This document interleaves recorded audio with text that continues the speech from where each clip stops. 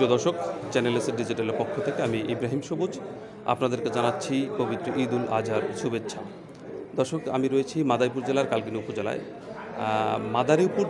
মাদারীপুর জেলার কালকিনি উপজেলায় 10টি ইউনিয়ন, একটি পৌরসভার প্রায় 8 শতাধিক মুসল্লি বিভিন্ন জায়গায় আমরা দেখেছি আজকে পবিত্র ঈদ উল আজহার নামাজ আদায় করেছেন। তারই ধারাবাহিকতায় আমি রয়েছে এই মুহূর্তে মাদারীপুর জেলার কালকিনি উপজেলা যে সাহেবরামপুর ইউনিয়ন রয়েছে, আন্ডারচর গ্রাম, সেই আন্ডারচর গ্রামে কিন্তু একটি গ্রামের পুরো লোকজন প্রায় 5 থেকে 700 লোকজন এখানে তারা এই আজকের যে পবিত্র ঈদ উল আজহার যে নামাজ, সেই নামাজ কিন্তু আদায় করেছেন আমরা দেখেছি। আমরা এখানকার মুসল্লিদের সাথে কথা বলেছি এবং আমরা এখানকার প্রশাসনের সাথে কথা বলেছি। আমরা যেটা জানতে পেরেছি তাদের কাছ থেকে যে তারা এই নামাজটি তারা হচ্ছে বা এই ঈদ উল আজহার যে কোরবানির পশু জবাই করা, এই জিনিসগুলো হচ্ছে তারা মধ্যপ্রাচ্য যে সৌদি আরব, কাতার কিংবা দুবাই আছে তার সাথে তাল মিলিয়ে তারা হচ্ছে এই ঈদের জামাতটি আজকে পালন করলেন। আমরা এখানে কথা বলবো, একজন মুসল্লি রয়েছেন তার সাথে কথা বলবো। তিনি আসলে আমাদেরকে জানাবেন যে আপনি একটু বলবেন যে আপনারা যে একদিন আগে যে এই পবিত্র ঈদ উল আজহার যে নামাজ আদায় করলেন এবং কোরবান করলেন, এটার আসলে কি উদ্দেশ্য কি একটু আমাকে জানাবেন প্লিজ।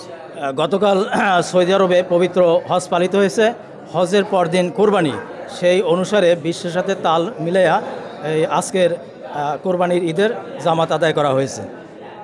খানকায় সুরেশ্বরী আন্ডারসরের প্রতিষ্ঠাতা আলহাজ খাজা শাহ সুফি সৈয়দ নুর আক্তার হোসাইন আহমদ নুরি 2000 সালে আন্ডারসরে এই খানকা শরীফ প্রতিষ্ঠা করার পরেই প্রথম নামাজের আয়োজন করে।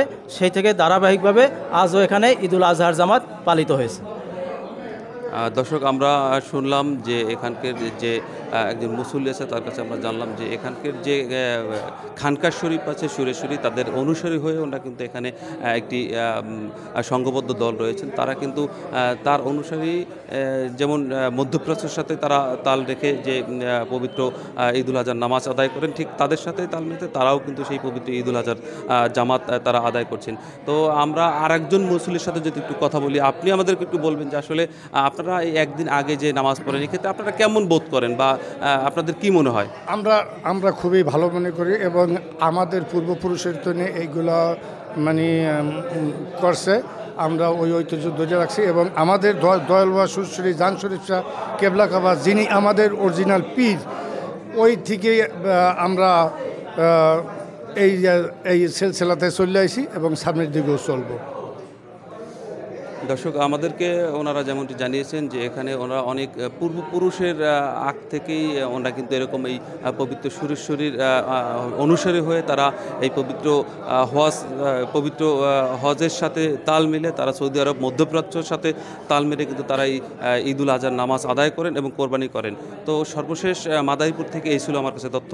ইব্রাহিম সবুজ, চ্যানেল এস।